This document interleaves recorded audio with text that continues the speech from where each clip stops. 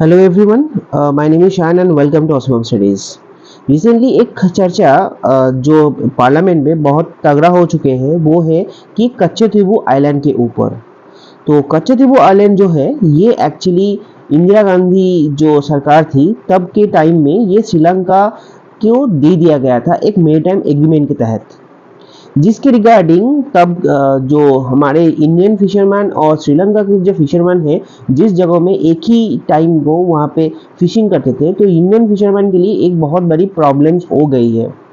लेकिन क्या है कि एक मेरीटाइम एग्रीमेंट के तहत ये चीज़ तब इंदिरा गांधी सरकार ने वो दे दी थी। लेकिन आज 50 साल बाद ये चीज़ फिर भी एक प्रॉब्लम हो रहे हैं, क्योंकि ये जो एग्रीमेंट हुआ था ये हुआ था 1974 में। तो अभी उस एग्रीमेंट के तहत अभी जो फिशरमैन है वो फिशरमैन जो इंडियन फिशरमैन है वो बहुत ही प्रॉब्लम झेलते हैं। प्रॉब्लम जैसे जब वहाँ पे फिशरमैन जब फिशिंग करने जाते हैं तो श्रीलंकन ने भी इनको पकड़ के श्रीलंकन के जेल में डाल देते थे। तो श्रीलंकन के जो गवर्नमेंट है, जो स्टेट गवर्नमेंट है, ये हमेशा बोलते रहते हैं हमारे सेंट्रल गवर्नमेंट को, लेकिन सेंट्रल गवर्नमेंट के ऑलरेडी ये चीज़ दे चुके हैं तो इस चीज़ के ऊपर कुछ बोल नहीं सकते।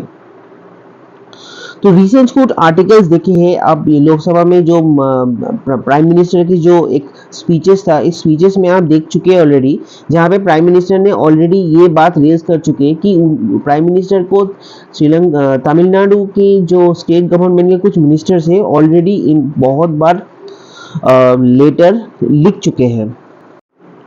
लेकिन इस आइलैंड को वापस पाने के लिए जो श्रीलंकन के जो कोई मिनिस्टर्स है या कुछ को लोकल लोग हैं, मतलब वो रामनाथपुरम या रामेश्वरम के यहाँ के लोग यहाँ पे वापस पाने के लिए हम बार बार बोलते रहे। लेकिन बात ये है कि जो ये ब्लंडर इंदिरा गांधी सरकार ने ये किए हैं ऑलरेडी, इसके ऊपर अभी सेंट्रल गवर्नमेंट कुछ कर नहीं सकते, क्योंकि ये एक एग्रीमेंट के तहत जो पॉक स्ट्रेट है, पॉक प्रणाली है, उसके अंदर एक एग्रीमेंट के तहत श्रीलंका के जो मेरीटाइम एग्रीमेंट है इसके लिए ये ऑलरेडी दे चुके हैं।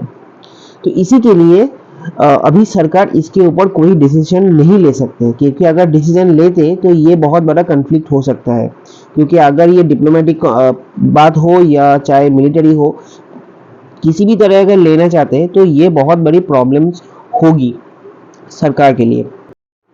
ये कच्ची द्वीप आइलैंड जो है ये एक्चुअली फिशिंग के लिए बहुत सबसे बेस्ट प्लेस है और यहाँ पे मैक्सिमम फिश जो है यहाँ पे मिलते रहते हैं।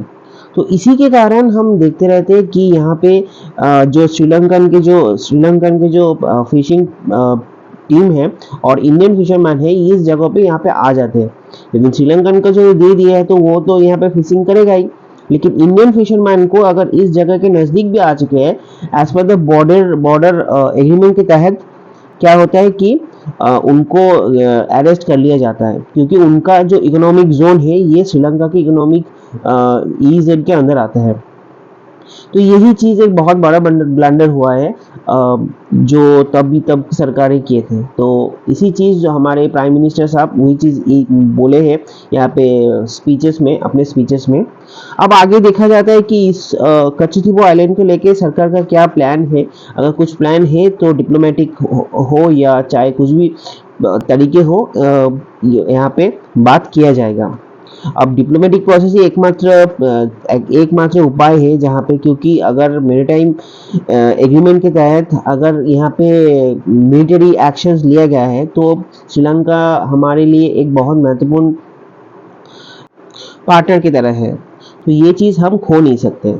तो इसी के लिए ये एक्चुअली बहुत कुछ ही दिन में ये बहुत बड़ा विवाद क्रिएट करने के लिए क्रिएट कर रहे हैं।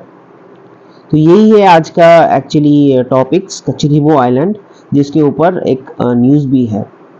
तो आशा करता हूँ आपको ये वीडियो अच्छा लगा।